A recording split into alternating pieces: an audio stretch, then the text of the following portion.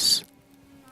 En Galice, à côté du tombeau de Saint-Jacques, ils étaient parvenus le premier jour de Pâques. C'était sur un plateau, de bois tout hérissé.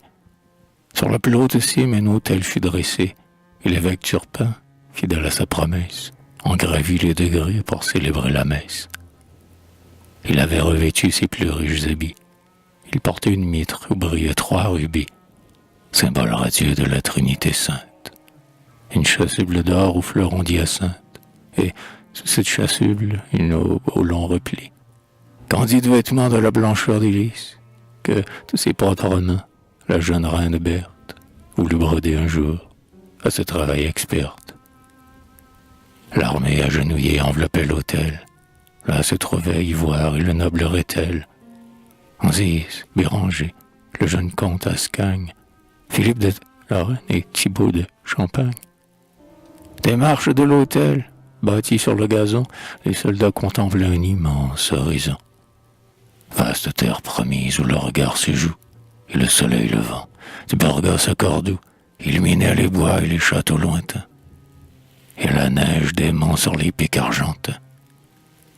Quand l'archevêque en fut au moment de l'office, descend sur l'autel l'agneau du sacrifice, tous les fiers compagnons vinrent, à 2 genoux, se nourrir de ce pain qui met la force en nous.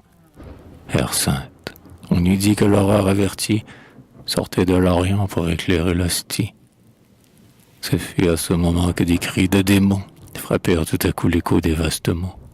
Les Sarrasins, armés de piques et de pierres, s'élançaient de partout, des bois, des fondrières, et réclamant l'appui de leurs dieux terre-vagants, couraient vers nos preux comme un sombre ouragan.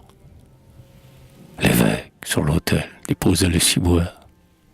« Ô Dieu vivant, dit-il, tu nous dois la victoire. » Il n'eut pas le loisir, en ce péril urgent, de quitter son étole et sa mitre d'argent. Et sur les Sarrasins, dans une lutte atroce, à défaut de l'épée, il frappa de la crosse. Le rapide combat fut sanglant. Les païens, furieux, ressemblaient à des meutes de chiens qui courent tous ensemble, altérés de la proie, et qu'à coups de boutoir le sanglier renvoie. Ils partirent enfin, sans espoir de retour.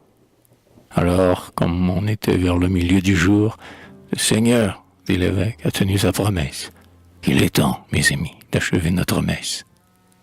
Et les barons chrétiens, sauvés d'un tel danger, tout autour de l'autel revinrent se ranger.